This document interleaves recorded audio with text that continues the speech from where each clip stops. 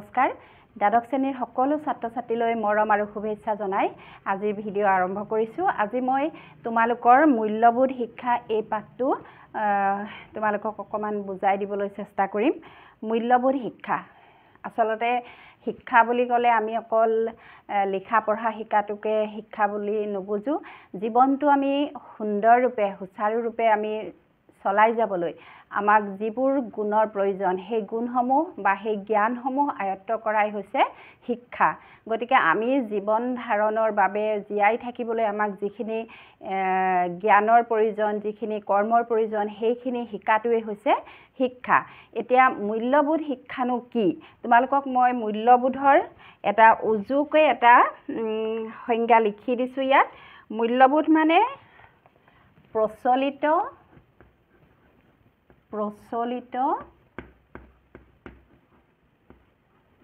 ধ্যান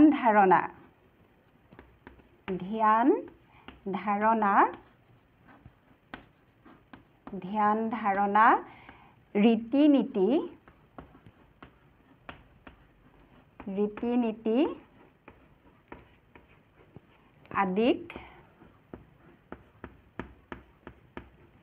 আদিক সন্মান জনোৱা।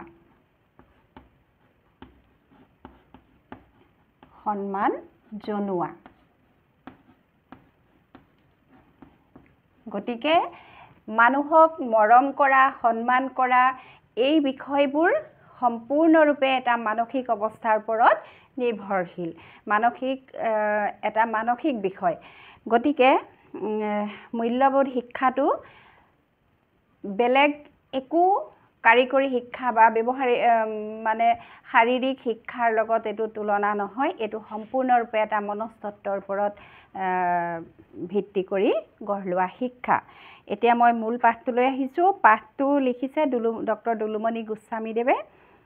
এতিয়া মূল্যবোধ, আমাৰ এই মূল্যবোধ শিক্ষাৰ ধাৰণাটো একেবাৰে নতুন ধাৰণা নহয়।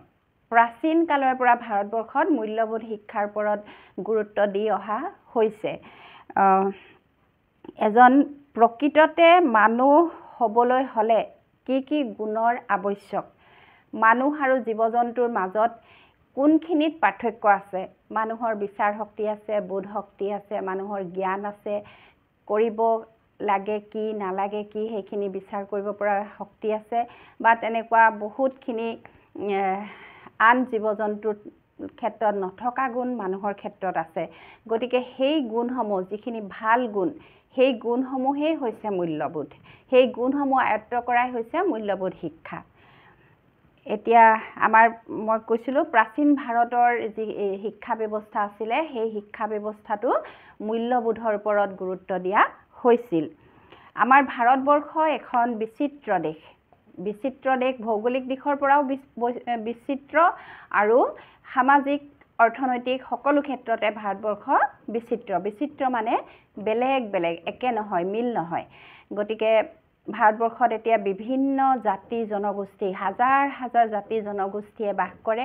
প্ৰত্যেক জাতি জনগোষ্ঠীৰে নিজস্ব বা সুকীয়া তেওঁলোকৰ আচাৰ আচৰণ, খাদ্য প্ৰকৰণ, সাজ পোছাক, ভাষা, ৰীতি নীতি, ধৰ্মীয় বিশ্বাস আদি বেলেগ বেলেগ। এই সকলো জাতি জনগোষ্ঠীৰ সংস্কৃতি মিলিহে বা মিলন হৈহে ভাৰতীয় সংস্কৃতি গঢ় লৈ উঠিছে। গতিকে যিহেতু ভাৰতবৰ্ষ এখন বিশাল দেশ আৰু বিভিন্ন জাতি জনগোষ্ঠীৰ বাস কৰে, বিভিন্ন এলেকাত বিভিন্ন ধৰণৰ পৰিৱেশ আছে, সামাজিক পৰিৱেশ আছে। প্ৰত্যেক এলেকাৰে বা প্ৰত্যেক জাতি জনগোষ্ঠীৰে সেই সামাজিক পৰিৱেশটো সুকীয়া। গতিকে তেওঁলোকৰ মূল্যবোধো বেলেগ বেলেগ হোৱাটো স্বাভাৱিক। তোমালোকৰ পাঠ্যপুথিত এতিয়া মই পেৰাগ্ৰাফ ৱাইজে মই মূল কথাখিনি কৈ যাম।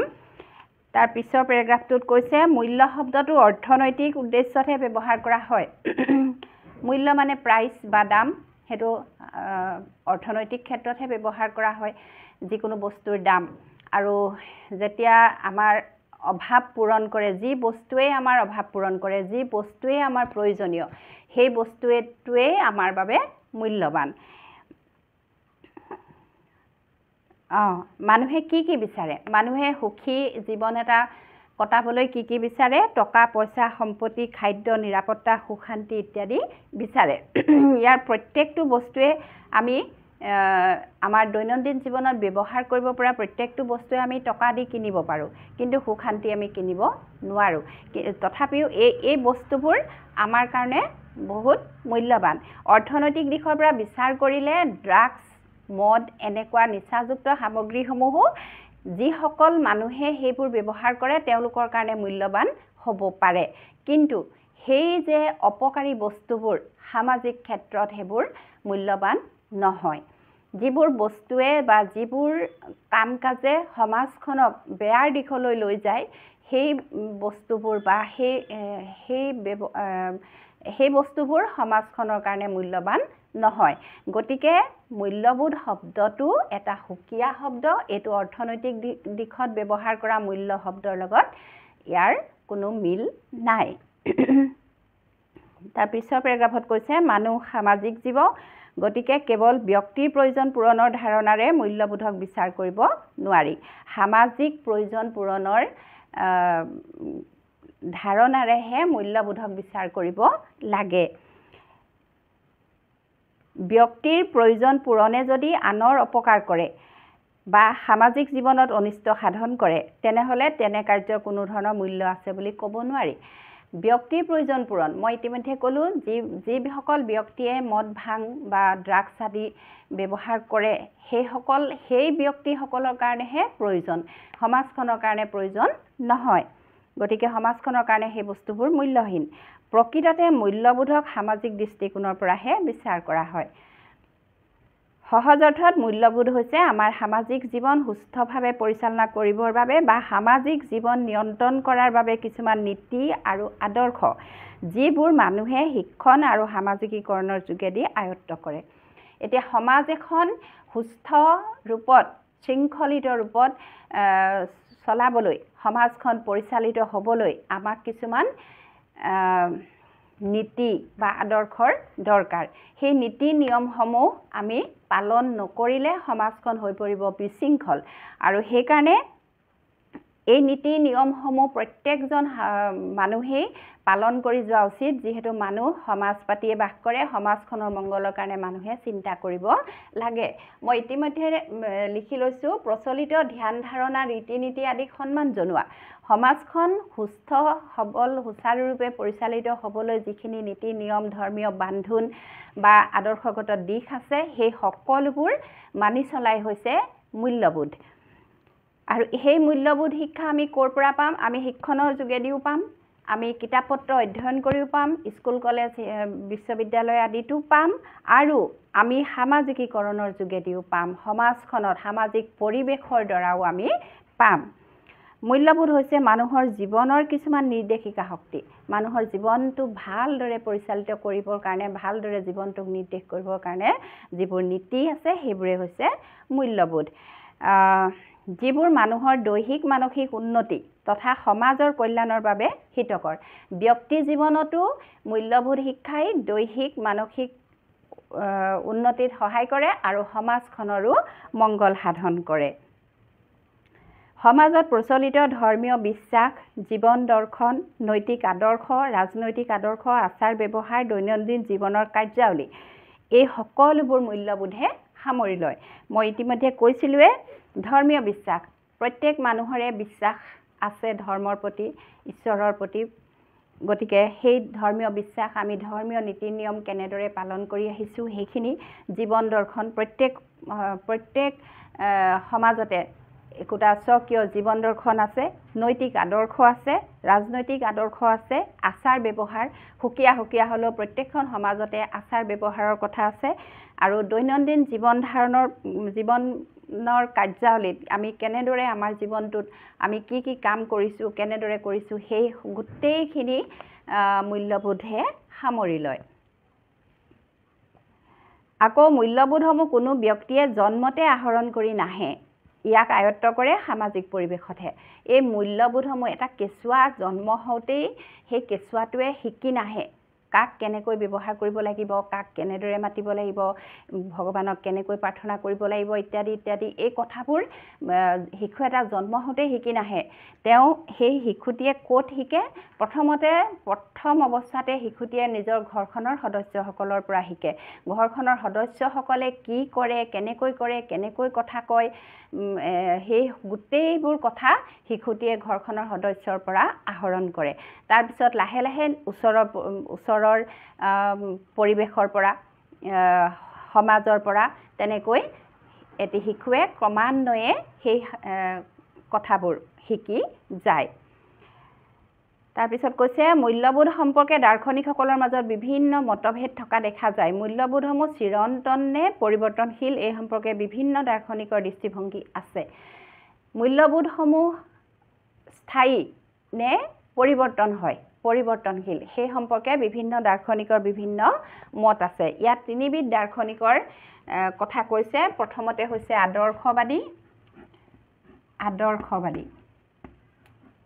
আদৰ্শবাদী, দ্বিতীয়বিধ হৈছে প্ৰকৃতিবাদী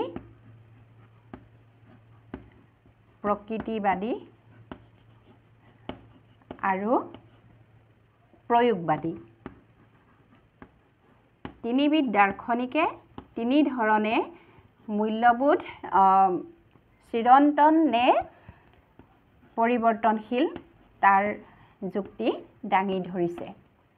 প্ৰথমতে আদৰ্শবাদীসকলে কৈছে যে সত্যম শিৱম সুন্দৰম এই তিনিটা হৈছে চিৰন্তন মূল্যবোধ।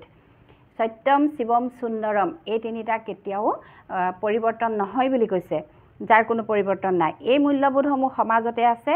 মানুহৰ দায়িত্ব হ'ল কেৱল এইবোৰ আৱিষ্কাৰ কৰা বা উপলব্ধি কৰা।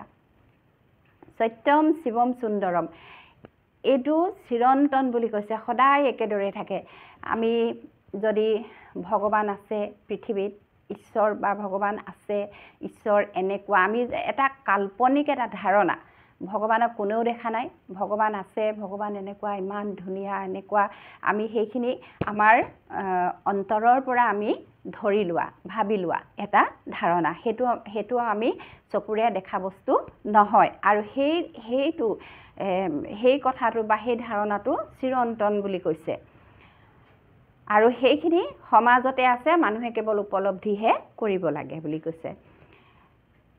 তাৰ পিছৰবিধ দাৰ্শনিক হ'ল প্ৰকৃতিবাদী দাৰ্শনিক। তেওঁলোকে কৈছে যে মূল্যবোধৰ ক্ষেত্ৰত বস্তুবাদী জগতখনৰ ওপৰতহে বেছি গুৰুত্ব তেওঁলোকে দিছে। তেওঁলোকৰ মতে বস্তু বা প্ৰকৃতিয়েহে মূল্যবোধ নিৰূপণ কৰে। বস্তু বা প্ৰকৃতি, আমি চকুৰে যিবোৰ বস্তু দেখোঁ, প্ৰকৃতিখন এনেকুৱা, প্ৰকৃতিখন নদ নদী, পাহাৰ ভৈয়াম, গছ গছনি, অজস্ৰ বস্তু আছে, ইমান ধুনীয়া। সেই দেখা পোৱা যিখিনি আমি দেখোঁ বা আমাৰ মন যিখিনিয়ে ভাল লগায় বা যিখিনিৰ পৰা আমি শিক্ষা আহৰণ কৰিব পাৰোঁ, প্ৰকৃতিৰ পৰাও আমি বহুত শিক্ষা ল'ব পাৰোঁ।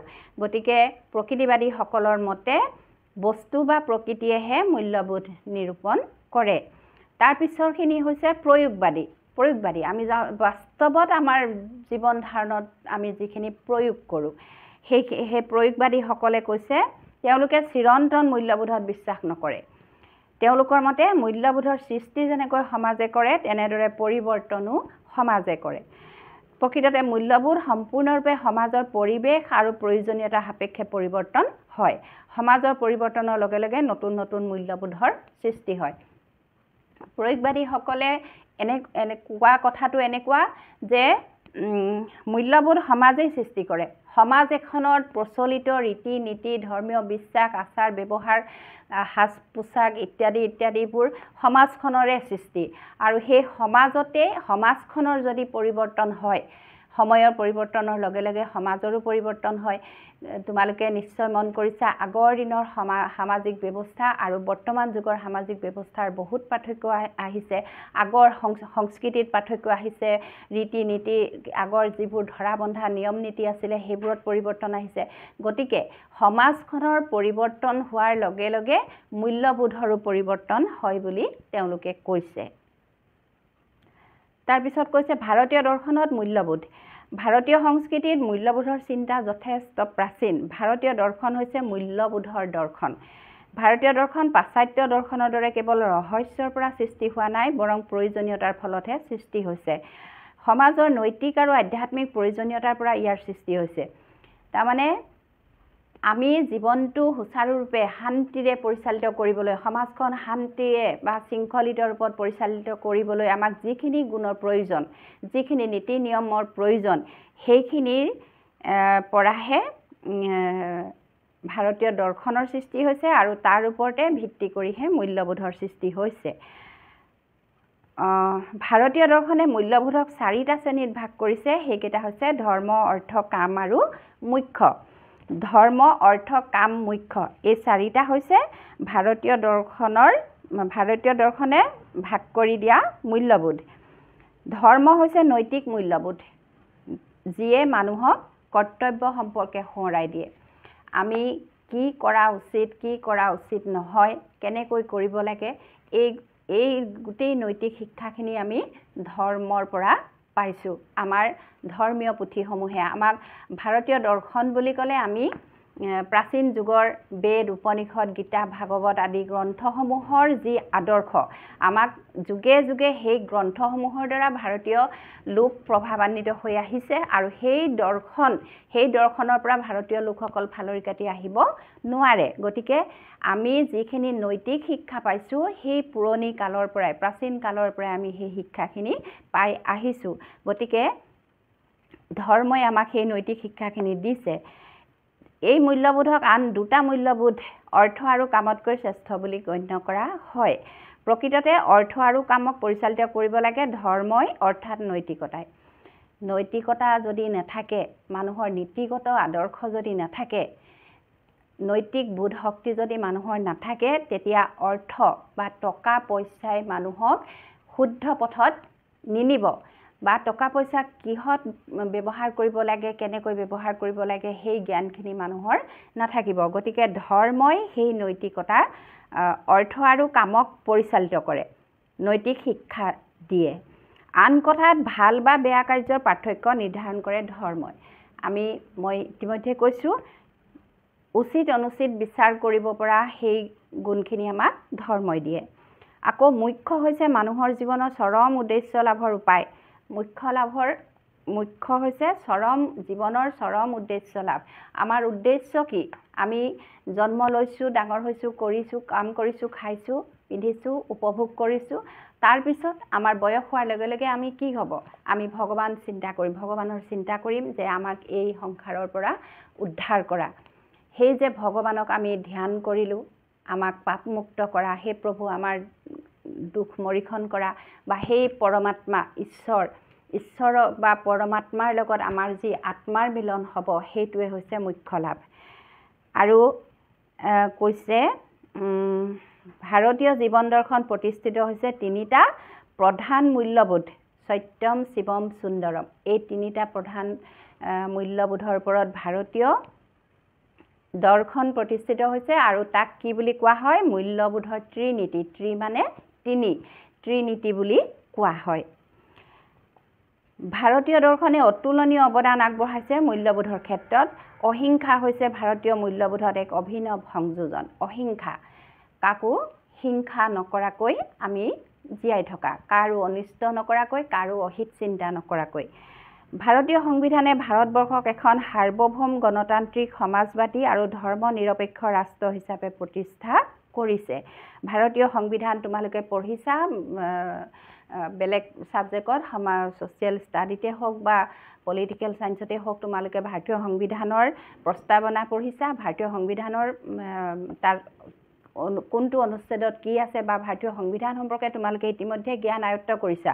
গতিকে ভাৰতীয় সংবিধানে ভাৰতবৰ্ষক এখন সাৰ্বভৌম গণতান্ত্ৰিক দেশ বুলি স্বীকৃতি দিছে। সাৰ্বভৌম হৈছে ভাৰতবৰ্ষৰ আভ্যন্তৰীণ যিকোনো ক্ষেত্ৰতে বহিৰাজ্যই হস্তক্ষেপ কৰিব নোৱাৰিব। ভাৰত স্বতন্ত্ৰ, মানে কোনো বৈদেশিক শক্তিয়ে ভাৰতৰ আভ্যন্তৰীণ ক্ষেত্ৰত হস্তক্ষেপ কৰিব নোৱাৰিব।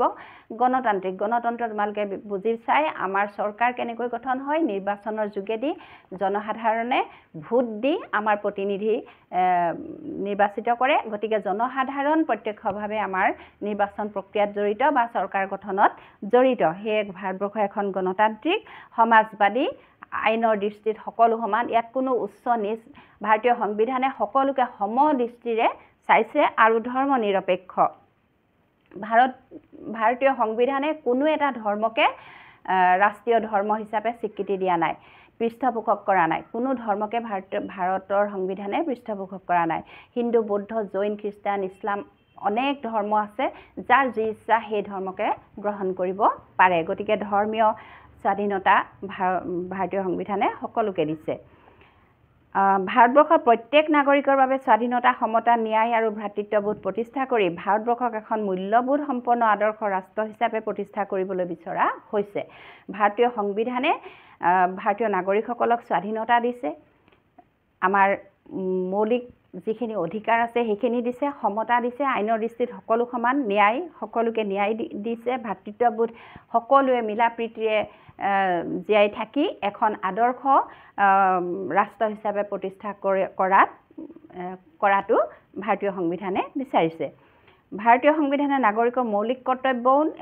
উল্লেখ কৰিছে তাৰমানে আমি ভাৰতীয় নাগৰিকসকলে যিদৰে আমি কিছুমান মৌলিক অধিকাৰ পাইছোঁ আৰু তাৰ বিপৰীতে ভাৰতীয় নাগৰিকসকলেও দেশখনৰ কাৰণে কিছুমান কৰ্তব্য পালন কৰিব লাগে সেই কৰ্তব্যসমূহো ভাৰতীয় সংবিধানত উল্লেখ আছে তাৰপিছত আহিছোঁ বিভিন্ন প্ৰকাৰৰ মূল্যবোধসমূহৰ অৰ্থ উদ্দেশ্য আৰু ব্যৱহাৰলৈ চাই বিভিন্ন প্ৰকাৰত ভাগ কৰিব পৰা যায় মাত্ৰ কেইটামান প্ৰকাৰত ভাগ কৰি আলোচনা সম্পূৰ্ণ কৰিব নোৱাৰি তথাপি ইয়াৰ কেইটামান উল্লেখযোগ্য প্ৰকাৰ হ'ল নৈতিক মূল্যবোধ আধ্যাত্মিক মূল্যবোধ নান্দনিক মূল্যবোধ অৰ্থনৈতিক মূল্যবোধ সাংস্কৃতিক মূল্যবোধ আৰু ৰাজনৈতিক মূল্যবোধ এইকেইটা মূল্যবোধৰ ভাগ ইয়াৰে প্ৰথম তিনিটা মূল্যবোধ সম্পৰ্কে তলত আলোচনা কৰা হ'ল প্ৰথম তিনিটা নৈতিক মূল্যবোধ আধ্যাত্মিক মূল্যবোধ আৰু নান্দনিক মূল্যবোধৰ বিষয়েহে ইয়াত আলোচনা কৰিব এতিয়া নৈতিক মূল্যবোধলৈ আহিছোঁ নৈতিক শব্দটোৰ ইংৰাজী প্ৰতিশব্দ মৰেল শব্দটোৰ উৎপত্তি হৈছে লেটিন ভাষাৰ মৰিছ শব্দটোৰ পৰা এইখিনি প্ৰশ্ন তোমালোকৰ 1 নম্বৰৰ প্ৰশ্ন হ'ব পাৰে এইখিনি চাবা যাৰ অৰ্থ হৈছে আচাৰ ব্যৱহাৰ আৰু লোকাচাৰ লোক জীৱনৰ আচাৰ লোকাচাৰ গতিকে নৈতিক মূল্যবোধে কি বুজায় আমাৰ মানুহৰ আচাৰ আচৰণ সেইখিনিক বুজায় নীতি নিয়ম আৰু আদৰ্শ মানুহে জন্ম লাভ কৰিয়ে সামাজিক ধাৰণাসমূহ আয়ত্ত নকৰে ক্ৰমে সামাজিক সংস্পৰ্শলৈ অহাৰ পিছত পৰিৱেশ আৰু শিক্ষাৰ দ্বাৰা প্ৰভাৱিত হৈ সামাজিক নীতি নিয়মসমূহ আয়ত্ত কৰে মই ইতিমধ্যে এইখিনি কথা কৈছিলোৱে নৈতিকতাই সমাজৰ ৰীতি নীতি মানি চলাটো বুজায় নৈতিকতা আমি যিখিনি নীতি নিয়ম সমাজত প্ৰচলিত সেইখিনি সন্মান জনাই আমি সেইখিনিক মানি চলাটোৱে হৈছে নৈতিকতা সমাজৰ গ্ৰহণযোগ্য নীতি নিয়ম আচাৰ ব্যৱহাৰৰ বিপৰীতে চলাকেই অনৈতিক আচৰণ বুলি ক'ব পাৰি যিখিনি নীতি নিয়ম প্ৰচলিত হৈ আহিছে সেইখিনি যদি নামানো তেতিয়া আমি অনৈতিক আচৰণ কৰা হ'ব নৈতিক মূল্যবোধে মানুহক প্ৰভাৱিত কৰে আৰু সামাজিক অৰ্থনৈতিক সাংস্কৃতিক ৰাজনৈতিক প্ৰশাসনিক আদি সকলো ক্ষেত্ৰতে ইয়াৰ প্ৰতিফলন হয় গতিকে শিশুৰ নৈতিক বিকাশৰ অৰ্থ হৈছে সমাজৰ প্ৰচলিত আচৰণবোৰ আয়ত্ত কৰিবলৈ শিকোৱা আমি ধৰি লোৱা তোমালোকক এটা উদাহৰণ দিছোঁ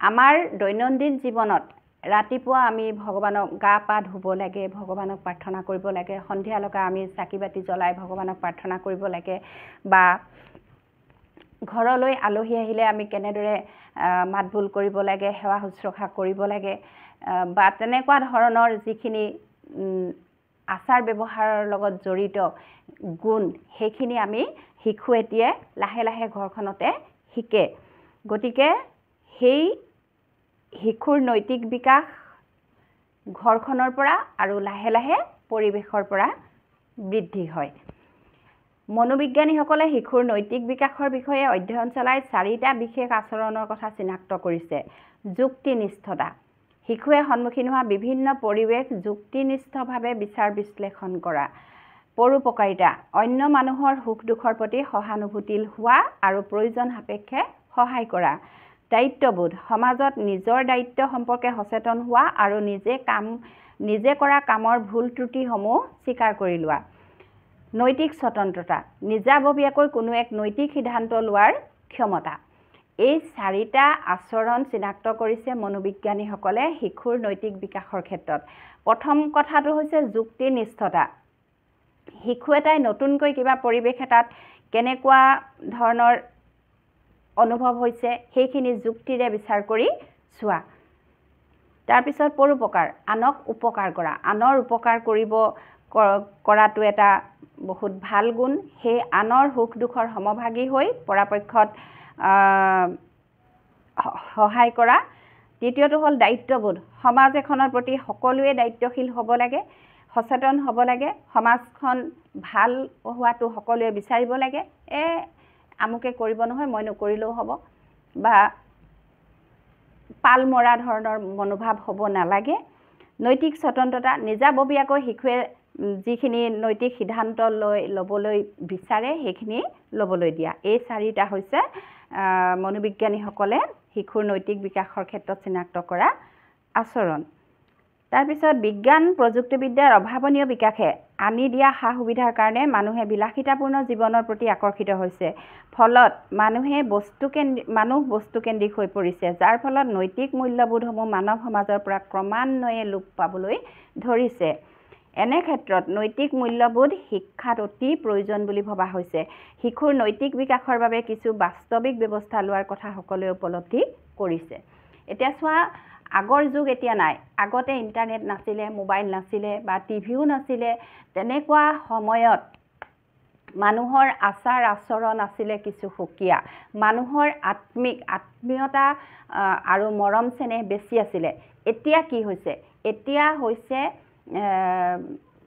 কেৱল শিশুসকলেই নহয়, ডাঙৰ সকলো বেছিভাগ দিনৰ দিনটো বেছি যান্ত্ৰিক হৈ পৰিছে। মোবাইল ফোন ওলোৱাৰ পৰা মানুহবোৰ বেছিকৈ মোবাইল ফোনত ব্যস্ত হ'বলৈ ধৰিছে। আনকি মই তোমালোকক যে উদাহৰণ এটা দিছিলোঁ, ঘৰলৈ আলহী আহিলে আমি কেনেদৰে সেৱা শুশ্ৰূষা কৰিব লাগে, কেনেদৰে কথা বতৰা পাতিব লাগে, কি কৰিব লাগে, সেইখিনি এটা নৈতিক মূল্যবোধ নহয় জানো? কিন্তু বৰ্তমান যুগত আমি কি দেখিছোঁ? ঘৰলৈ কোনোবা আহিলেও আলহীয়েও মোবাইলত ব্যস্ত থাকিব, গৃহস্থও মোবাইলতে ব্যস্ত থাকিব। গতিকে সেই যে মূল্যবোধটো, ভালদৰে আত্মীয়তাৰে মৰম চেনেহেৰে কথা বতৰা পতা, সেইটো নাইকিয়া হৈ গৈছে। অকল সেইটোৱে নহয়, সেই নৈতিক মূল্যবোধটো ক্ৰমান্বয়ে এতিয়া যিমান নতুন নতুন বিজ্ঞান আৰু প্ৰযুক্তিবিদ্যাৰ ফলত বস্তু ওলাইছে, মানুহৰ মনটো বেছি বস্তুবাদী হৈ গৈ আছে, বেছি বিলাসিতাপূৰ্ণ হ'বলৈ গৈ আছে আৰু বেছি উপভোগ কৰিবলৈ যায়, উপভোগ কৰিব লাগে বুলি বিবেচনা কৰিছে। গতিকে সেই মূল্যবোধটো, নৈতিক মূল্যবোধটো আমাৰ পৰা ক্ৰমান্বয়ে হেৰাই গৈছে। এতিয়া আহিছোঁ আধ্যাত্মিক মূল্যবোধ। আদৰ্শবাদী দাৰ্শনিকসকলৰ মতে মানুহ অন্য জীৱ জন্তুতকৈ শ্ৰেষ্ঠ এইবাবেই যে মানুহৰ আধ্যাত্মিকতা আছে। কিয় মানুহ আন জীৱ জন্তুতকৈ শ্ৰেষ্ঠ বুলি যদি প্ৰশ্ন আহে, তেতিয়া তোমালোকে লিখিব লাগিব যে আন জীৱ জন্তুৰ ক্ষেত্ৰত নথকা আধ্যাত্মিকতা গুণটো মানুহৰ ক্ষেত্ৰত আছে, সেয়ে আন জীৱ জন্তুতকৈ মানুহ শ্ৰেষ্ঠ। আধ্যাত্মিক মানে ঈশ্বৰ সম্বন্ধীয়। আমি প্ৰত্যেক মানুহে আমি ঈশ্বৰ বিশ্বাস কৰোঁ। পৃথিৱীখন সৃষ্টি কৰিছে বা বিশ্বব্ৰহ্মাণ্ডখন কোনে সৃষ্টি কৰিছে, ভগৱানে সৃষ্টি কৰিছে বুলি আমি বিশ্বাস কৰোঁ। আৰু যদিও বা আমি ঈশ্বৰক কোনেও দেখা নাই, তথাপিও ঈশ্বৰৰ অস্তিত্ব আছে বুলি আমি ধৰি লওঁ। গতিকে সেই যে আমাৰ এটা মনত এটা ভাৱ আছে, ঈশ্বৰৰ প্ৰতি এটা ভয় ভক্তি আছে, সেয়ে হৈছে আধ্যাত্মিকতা। অৱশ্যে আধ্যাত্মিক মূল্যবোধৰ লগত ধৰ্মীয় মূল্যবোধৰ সম্পৰ্ক আছে। য'ত আধ্যাত্মিকতা আছে, ধৰ্ম আছে, তাতেই আধ্যাত্মিকতা আছে। ধৰ্ম মানে কি? জীৱনটো ভালকৈ পৰিচালিত কৰিবলৈ কিছুমান নীতি শিক্ষা, ভগৱান ঈশ্বৰ তত্ত্ব সম্বন্ধীয় শিক্ষা আমাক দিয়ে, সেয়ে হৈছে ধৰ্ম। গতিকে য'ত আধ্যাত্মিকতা আছে বা য'ত ধৰ্ম আছে তাতেই আধ্যাত্মিকতা আছে, য'ত আধ্যাত্মিকতা আছে তাতেই ধৰ্ম আছে। তাৰপিছত আদৰ্শবাদী দাৰ্শনিকসকলৰ মতবাদসমূহ আধ্যাত্মিক মূল্যবোধৰ ওপৰত প্ৰতিষ্ঠিত। এইটো প্ৰশ্ন আহিব পাৰে, আদৰ্শবাদী দাৰ্শনিকসকলৰ মতবাদসমূহ কিহৰ ওপৰত প্ৰতিষ্ঠিত? আধ্যাত্মিক মূল্যবোধৰ ওপৰত প্ৰতিষ্ঠিত। তোমালোকে ভিডিঅ'টো চাওঁতে কিতাপখনো লেচনটো উলিয়াই ল'বা আৰু দৰকাৰী বা ইম্পৰ্টেণ্ট লাইনবোৰ তোমালোকে আণ্ডাৰলাইন কৰি যাবা পৰীক্ষাৰ সময়ত এবাৰ তেতিয়া পুনৰীক্ষণ বা ৰিভাইজ কৰিব পাৰিবা। আধ্যাত্মিক মূল্যবোধে বস্তুবাদী জগতখনৰ ওপৰত গুৰুত্ব নিদি মন বা আত্মাৰ বিকাশৰ ওপৰতহে গুৰুত্ব দিয়ে। বস্তুবাদী মানেই আমি চকুৰে দেখা দৃশ্যমান বস্তুৰ ওপৰত গুৰুত্ব নিদি আধ্যাত্মিক মূল্যবোধে কিহৰ ওপৰত গুৰুত্ব দিয়ে? মন বা আত্মা। আমি ঈশ্বৰ আছে বুলি বিশ্বাসহে কৰোঁ।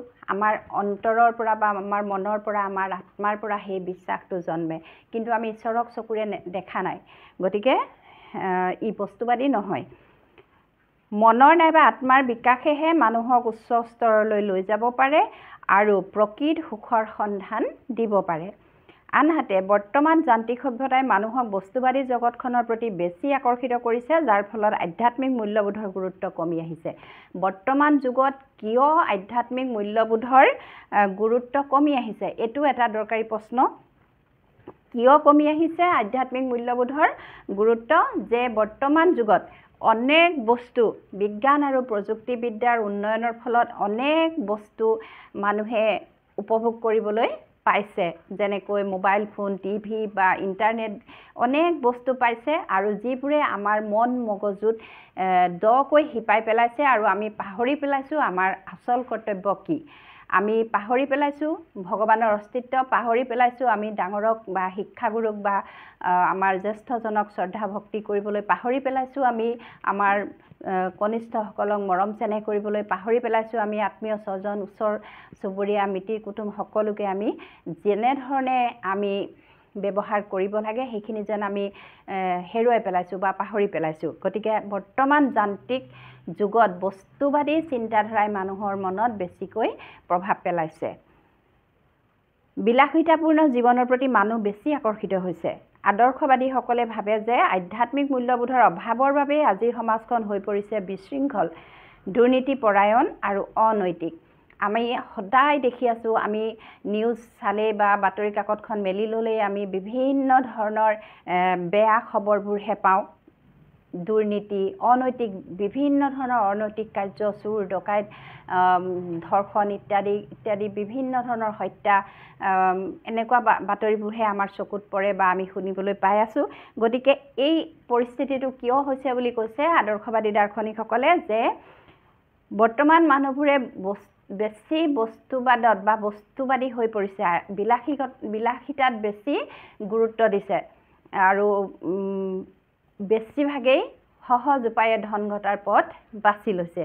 এনেবোৰ কাৰণৰ ফলতেই আজিৰ সমাজখন বহুত বেয়া হৈ গৈ আছে বা বিশৃংখল হৈ গৈ আছে, আৰু সেইটোৰ মূল কাৰণ হৈছে কি? নৈতিক আধ্যাত্মিক মূল্যবোধৰ অভাৱ।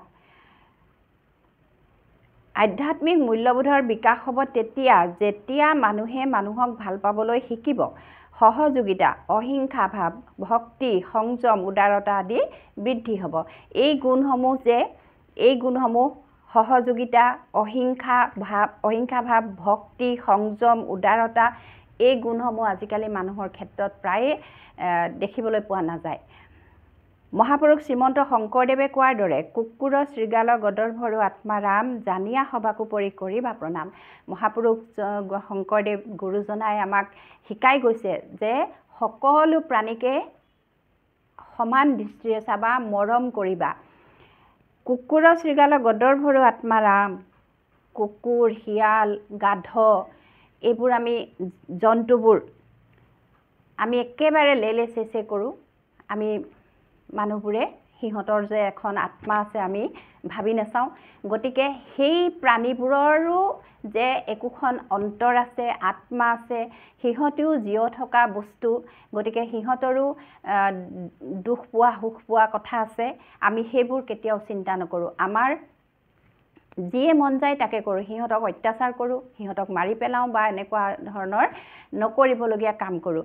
গুৰুজনাই আমাক কি শিকাই গৈছে? যে কুকুৰ শৃগাল গদৰ্ভৰো আত্মা ৰাম, কুকুৰ, শিয়াল, গাধ সকলোকে সমানে প্ৰণাম কৰিবা, সকলোকে জানিয়া সবাকো পৰি কৰিবা প্ৰণাম। আত্মা ভগৱানৰ সৃষ্টি, তেওঁলোকো সেই জীৱ জন্তুবোৰো ভগৱানৰে সৃষ্টি। গতিকে সেই প্ৰাণীসকলকো আমি মৰম দৃষ্টিৰে, সহানুভূতিৰে আমি চাব লাগে।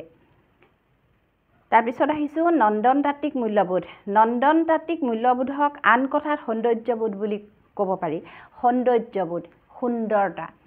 আমি পৃথিৱীখন যদি চাওঁ বৰ ধুনীয়া লাগে। আমি প্ৰকৃতিখন যদি চাওঁ নদী পাহাৰ পৰ্বত জান জুৰি ইত্যাদি ইত্যাদি গছ গছনি চৰাই চিৰিকটি এই যে সৌন্দৰ্যটো আছে প্ৰকৃতিখনৰ যি সুন্দৰতা আছে সেইটোৱে হৈছে সেইটো বোধ কৰা বোধ শক্তিটোৱে হৈছে নন্দনতাত্ত্বিক মূল্যবোধ। কিন্তু মানুহে সকলো ধৰণৰ ভাল কাম বা ঘটনা বা ধাৰণাক মূল্য দিয়ে।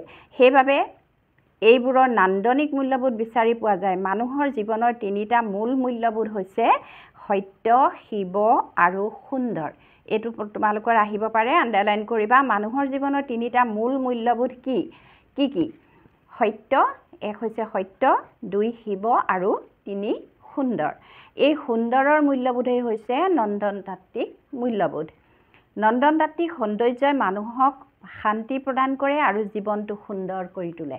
আমাৰ যেতিয়া খুব মন বেয়া লাগে, বিষাদেৰে মন ভৰি পৰে বা আমাৰ যেতিয়া কাম কৰি কৰি ভাগৰ লাগে বা আমাৰ যেতিয়াই মনটোৰ অৱসাদ আহে তেতিয়াই যদি আমি খুব সুন্দৰ বস্তু এটা চাই পঠিয়াওঁ তেতিয়া আমাৰ মনটো যথেষ্ট ভাল লাগে।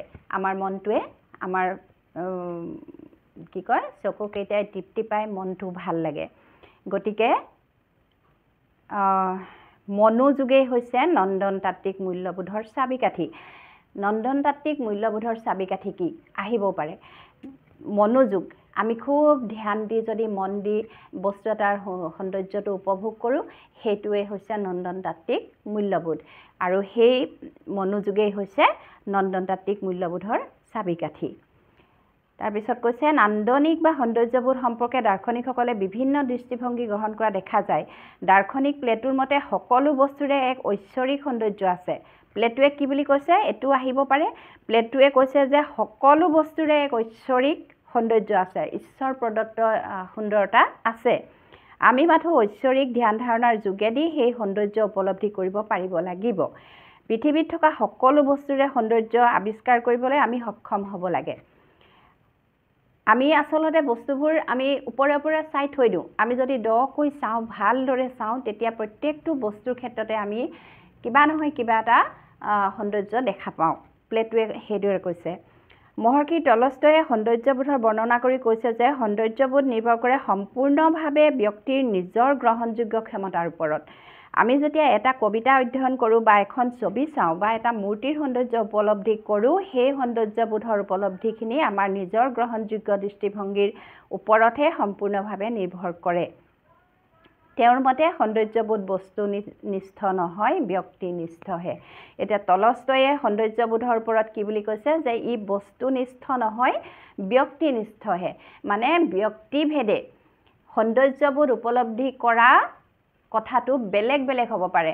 মোৰ যদি কিবা এটা খুব ধুনীয়া লাগিছে, ভাল লাগিছে, মই উপভোগ কৰিছোঁ, আন কাৰোবাৰ হয়তো সেই বস্তুটো সিমান ভাল নালাগিবও পাৰে।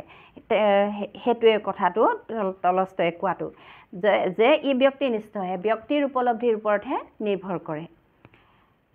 তাৰপিছত আহিছোঁ মূল্যবোধ চিনাক্তকৰণ। কেনেকৈ চিনাক্ত কৰে? মূল্যবোধৰ বিভিন্ন প্ৰকাৰ বা শ্ৰেণী সম্পৰ্কে আমি ইতিমধ্যে উল্লেখ কৰিছোঁ। মূল্যবোধ সম্পৰ্কে ভালকৈ জানিবলৈ হ'লে ইয়াৰ চিনাক্তকৰণ প্ৰয়োজন। সমাজ আৰু সংস্কৃতিভেদে মূল্যবোধসমূহ বেলেগ বেলেগ হ'ব পাৰে। অৱশ্যে মূল্যবোধসমূহ চিনাক্ত কৰি সীমাবদ্ধ কৰাটো বাস্তৱসন্মত নহয়। 1979 চনত ৰাষ্ট্ৰীয় শৈক্ষিক গৱেষণা আৰু প্ৰশিক্ষণ পৰিষদে 84 বিধ মূল্যবোধ চিনাক্ত কৰি এখন তালিকা প্ৰস্তুত কৰিছে। এই তালিকাত অন্তৰ্ভুক্ত মূল্যবোধবোৰৰ ভিতৰত উল্লেখযোগ্য 10টা মূল্যবোধ হ'ল সংযম, সহানুভূতি, সহযোগিতা, অন্য সংস্কৃতিৰ প্ৰতি শ্ৰদ্ধা, পৰিষ্কাৰ পৰিচ্ছন্নতা, নম্ৰতা, মানৱতাবোধ, অহিংসা, দেশপ্ৰেম আৰু সামাজিক দায়বদ্ধতা। আমি সমাজভেদে পৰিৱেশভেদে মূল্যবোধ সুকীয়া সুকীয়া হয় বুলি আমি পাই আহিছোঁ। প্ৰত্যেকখন সমাজৰে ৰীতি নীতি সংস্কৃতি একে নহয়। প্ৰত্যেক সমাজেই সমানে ধনী বা দুখীয়া নহয় বা তেনেকৈ প্ৰত্যেক সমাজৰে সামাজিক পৰিৱেশটো বেলেগ বেলেগ আৰু সেই পৰিৱেশ অনুযায়ী মূল্যবোধো বেলেগ বেলেগ হয়। এতিয়া 1979 চনত ৰাষ্ট্ৰীয় শৈক্ষিক গৱেষণা আৰু প্ৰশিক্ষণ পৰিষদে 84 বিধ মূল্যবোধ চিনাক্ত কৰিছে। তাৰে প্ৰথম 10 বিধ কি হ'ল? সংযম। আমি আমাৰ মনটোক আমি সংযম কৰি ৰাখিব লাগে। আমি দেখা মাত্ৰকে মানে কিবা এটা মনটোৱে বিচৰা মাত্ৰকে কৰিবলৈ যোৱাটো আমাৰ সংযমহীন। সহানুভূতি, সহ অনুভূতি, যিটো মানে আন মানুহে যেতিয়া দুখ কষ্ট পায় বা খুব ফূৰ্তি পায় বা যেনেকুৱা পৰিৱেশত যি অনুভূতি কৰে আমিও সেই একে ধৰণৰ অনুভূতি দেখুৱাব পাৰিব লাগে। সহযোগিতা, সহযোগ কৰা, আনক সহযোগ কৰিব লাগে। অন্য সংস্কৃতিৰ প্ৰতি শ্ৰদ্ধা, অন্য সংস্কৃতি, আমি ক'লোৱে সমাজভেদে সংস্কৃতি বেলেগ বেলেগ হ'ব পাৰে, গতিকে আমাৰ সংস্কৃতিটোহে উচ্চ, তেওঁলোকৰ সংস্কৃতিটো নিম্ন বা তেওঁলোকৰ সংস্কৃতি বেয়া, সেইটো আমি কেতিয়াও ভাবিব নালাগে। পৰিষ্কাৰ পৰিচ্ছন্নতা, সদায় পৰিষ্কাৰ পৰিচ্ছন্ন হোৱাটো অতি দৰকাৰী। এইটো শাৰীৰিক স্বাস্থ্যৰ পক্ষেই নহয়, পৰিষ্কাৰ পৰিচ্ছন্নতাটো মানুহৰ ব্যক্তিগতভাৱে আমাৰ ব্যক্তিগত কি বুলি ক'ম, ব্যক্তিত্বৰ এটা চিনাকি। পৰিষ্কাৰ পৰিচ্ছন্ন হৈ থাকিব লাগে। নম্ৰতা, আমাৰ আচাৰ ব্যৱহাৰ সদায় নম্ৰ হ'ব লাগে। আমি খুব খঙেৰে বা খুব ৰাগকৈ দম্ভ অহংকাৰেৰে আমি কাকো কথা ক'ব নালাগে। আমি মিঠা মাতেৰে মানুহক সদায় সম্ভাষণ জনাব লাগে। মানৱতাবোধ, মানৱতাবোধ বুজি পাইছাই। মানৱতা যদি নাথাকে সমাজ কেনেকৈ বৰ্তি থাকিব, নহয় জানো? আমি মানুহেই মানুহৰ বাবে, ডক্টৰ ভূপেন হাজৰিকাই কোৱাৰ দৰে আমি প্ৰত্যেকেই প্ৰত্যেকৰ বাবে আমি চিন্তা কৰিব লাগে, ভাবিব লাগে, সহায় কৰিব লাগে। অহিংসা, কাকো হিংসা কৰিব নালাগে, কাৰো অহিত চিন্তা কৰিব নালাগে, কাৰো অপকাৰ কৰিব নালাগে। দেশপ্ৰেম, দেশক ভাল পোৱাটো সেইটো এটা একেবাৰে মানে নিজৰ দেশক আমি সদায় ভাল পাব লাগে, দেশৰ উন্নতি চিন্তা কৰিব লাগে, দেশৰ কাৰণে দেশৰ অনিষ্ট হোৱা কোনো কাম আমি কৰিব নালাগে। আৰু সামাজিক দায়িত্ববোধ, সমাজখনৰ উন্নয়নৰ বাবে, সমাজখনৰ মংগলৰ বাবে আমি যি পাৰোঁ কৰিব লাগে। সমাজখনৰ প্ৰতি আমি দায়বদ্ধ হ'ব লাগে। দায়িত্ব, আমাৰ যি দায়িত্ব আছে সমাজখনৰ প্ৰতি আমি আমাৰ দায়িত্ব পালন কৰিব লাগে। এই 10টা হ'ল মূল তালিকাত থকা তাৰ প্ৰথম 10টা মূল্যবোধ। পাঠটো সিমানেই আছিলে। মই নাজানো তোমালোকক, মই চেষ্টা কৰিলোঁ অকণমান বুজাই দিওঁ বুলি। মই নাজানো তোমালোকক বুজাব জানিলোঁ নে নাজানিলোঁ, বা তোমালোকে বুজি পালা নে নেপালা। মই বুজি পালোঁ, যদিও তোমালোকক বুজাব জানিছোঁ নে নাই জনা মই সেইটো ক'ব নোৱাৰোঁ। গতিকে তোমালোকে মোলৈ কমেণ্ট কৰিবা, আৰু যদি ভাল লাগে তোমালোকে ভিডিঅ'টো এটা লাইক আৰু শ্বেয়াৰ কৰিবা। আৰু আজি ইমানতে সামৰোঁ। চাই থাকিবা আছামিজ পাঠশালা। ধন্যবাদ।